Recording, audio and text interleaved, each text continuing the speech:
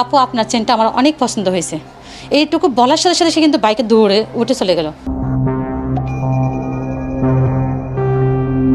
আমি স্তব্ধ হয়ে গেছি, কোত্থেকে কি ঘটে গেল। ছিনতাই এই শব্দটি শুনলে যেন যে কারো গা শিউরে ওঠে। আর এখন কক্সবাজারে ছিনতাইয়ের শব্দ যেন প্রতিনিয়ত মানুষের কানেই বাজে, কেননা দিনের পর দিন ঘটছে কক্সবাজারে ছিনতাইয়ের ঘটনা। সিসিটিভির এই দৃশ্যটি গত বৃহস্পতিবারের। সেদিন ভোরে কক্সবাজার সদর হাসপাতালের সামনের সড়ক দিয়ে যাওয়ার সময় দুইজন ছিনতাইকারী হঠাৎ এসে ছোরা ঠেকিয়ে সর্বস্ব লুটে নেয় এই পথচারী। এই দৃশ্যটি গত ৯ জানুয়ারি বাড়ি থেকে বের হয়ে চাকরিতে যাওয়ার পথে শহরের রক্ষিত মার্কেটের বিপরীতমুখীর সড়কে ৩ জন ছিনতাইকারী এক নারীকে বেদম প্রহার করে সবকিছু ছিনিয়ে নেয়। কিছু ঘটনা সিসিটিভির আওতায় ঘটলেও অধিকাংশই থেকে যাচ্ছে ক্যামেরার বাইরে। বলার সাথে সাথে সে কিন্তু বাইকে দৌড়ে উঠে চলে গেল। চোখের পলকে যাওয়ার সময় সে কিন্তু চেনটা এভাবে দেখাইও যাচ্ছে নড়াই নড়াই। সরকারি হাসপাতালের এই নার্স সকালে মেয়েকে স্কুলে দিতে যাওয়ার সময় গলার চেইন ছিনিয়ে নেয় ছিনতাইকারীরা। জনসম্মুখে প্রকাশ্যে আপু আপনার চেইনটা পছন্দ হয়েছে উল্লেখ করে চেইনটি ছিনিয়ে নেয়, যা মনে পড়তে বারবার আতঙ্কে শিউরে উঠছেন তিনি। আমি স্তব্ধ হয়ে গেছি, কোত্থেকে কি ঘটে গেল। সাথে আমার মেয়ে ছিল, আমার মেয়েও কিন্তু অনেক আতঙ্কিত হয়ে গেল। আসলে এরকম জীবনে আমি এই প্রথম, এই জীবনে আমার এই জন্ম থেকে আজ পর্যন্ত আমি এরকম এই প্রথম আমি এই ঘটনার সম্মুখীন হলাম আর কি। আমি জীবনে কখনো সামনে কোনোদিন এরকম দেখিও নাই। ছিনতাই এখন স্বাভাবিক বিষয় হয়ে গেছে কক্সবাজার শহরে।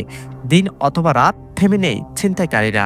মোটরসাইকেল, অটোরিকশা ব্যবহার করে সারা রাত বেপরোয়া ছিনতাই করে বেড়ায় অপরাধীরা, যার ফলে স্থানীয়দের পাশাপাশি পর্যটকরাও প্রতিনিয়ত ছিনতাইয়ের শিকার হচ্ছে। শহর জুড়ে অন্তত ৫ শতাধিক ছিনতাইকারীরা সক্রিয় রয়েছে। স্থানীয় ও পর্যটকরা বলছেন ছিনতাই উপদ্রব বাড়লেও আইনশৃঙ্খলা বাহিনীর তৎপরতা নেই, ফলে লোকজন বাড়ি থেকে বের হতেও ভয় পাচ্ছে। এই অবস্থা চলতে থাকলে পর্যটনের ১২টা বেজে যাবে। আপনার এখানে আইনশৃঙ্খলা দরকার, এখানে বিভিন্ন পর্যটক আসে, বাইরের থেকে আসে, এখানে হয়রানি হয়, এখানে বাইরের থেকে লোক আসে, এদেরকে চিন্তাই করে করে এখানে আইনশৃঙ্খলার অভাব। সেই ক্ষেত্রে হয়তো ইন ফিউচারের ট্যুরিস্ট সংখ্যাটা কমে যেতে পারে। এমনিতে আমাদের এখানে ফরেনার ট্যুরিস্ট এই সংখ্যাটা খুবই কম। সেই ক্ষেত্রে আমরা স্থানীয় যারা বাংলাদেশি যারা আছে তারাই যদি নিরাপত্তাহীনতায় ভুগি, সেক্ষেত্রে আমি মনে করি যে এটা খুবই একটা চিন্তার বিষয়। এত বড় একটা পর্যটন এলাকা, এখানে প্রত্যেকটা অলিগলির মুখে মুখে প্রশাসন থাকা প্রয়োজন, কিন্তু আমরা ওই জিনিসটা দেখতেছি না। আসলে এই জায়গাটা হচ্ছে অনিরাপদ। মাগরিব হওয়ার থেকে এখানে অনেক চিন্তা হয়, মানে অনেক কিছু হয়। কিশোর গ্যাং, সংঘবদ্ধ অপরাধীদের সংখ্যা মাত্রাতিরিক্ত হারে বেড়ে গেছে। প্রতিদিন কোনো না কোনোভাবে আমরা ১-২টা চুরি ডাকাতের খবর পাচ্ছি, অপরাধের খবর পাচ্ছি, অপহরণের খবর পাচ্ছি। কন্টিনিউ আমরা বই করতে থাকি, বই মনের মাঝে বই থাকে, একটা চিন্তা থাকে ওরা কিবা ঠিক টাইমে বাড়িতে পৌঁছছে কিনা। আইন শৃঙ্খলা পরিস্থিতির মারাত্মক অবনতি হয়েছে। এখানে ছিনতাই বাড়ি বেড়ে গেছে, তারপর ডাকাতি বেড়ে গেছে।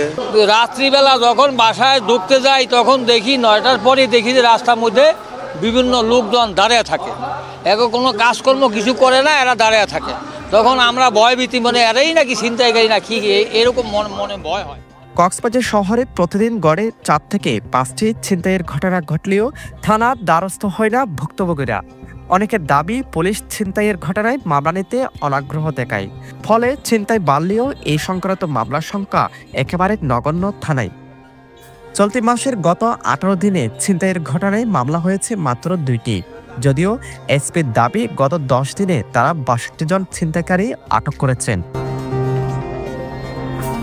গত ৫ আগস্টের আগে পুরো শহর সিসিটিভির আওতায় ছিল লাইটিং ব্যবস্থাও, কিন্তু ৫ আগস্টের পর সব সিসিটিভি চুরি হয়ে গেছে, জ্বলে না অধিকাংশ লাইট। পুলিশ সুপার বলছেন সিসিটিভি ও লাইটিং ব্যবস্থা ধ্বংস হয়ে যাওয়ায় অপরাধ রোধে হিমশিম খেতে হচ্ছে। জানেন যে পুরো কক্সবাজার শহরটা সিসিটিভির আওতায় ছিল এবং আমাদের এই জেলা পুলিশের পুলিশ সুপারের কার্যালয়ের কন্ট্রোল রুম থেকে এটা কন্ট্রোল রুমে কন্ট্রোল করা হতো আমাদের।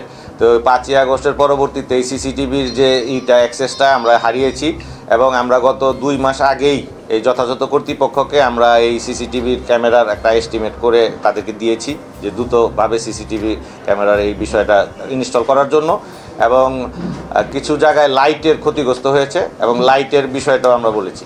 তো এছাড়াও আমাদের ছিনতাইয়ের বিরুদ্ধে প্রতিনিয়ত অভিযান অব্যাহত আছে। গত 10 দিনে আমরা 62 জন ছিনতাইকারীকে ছুরি চাকু সহ হাতে নাতে ধরে আদালতে সোপর্দ করেছি এবং এটা একটা চলমান প্রসেস। ছিনতাইকারী যেখানেই থাকুক এরা আইনের আওতায় আসবে। এই ছিনতাই থেকে মুক্তি চাই কক্সবাজার শহরের মানুষ, চাই চলাফেরার নিরাপত্তাও। তাই প্রয়োজনে যৌথ বাহিনীর অভিযানের দাবি সকলে।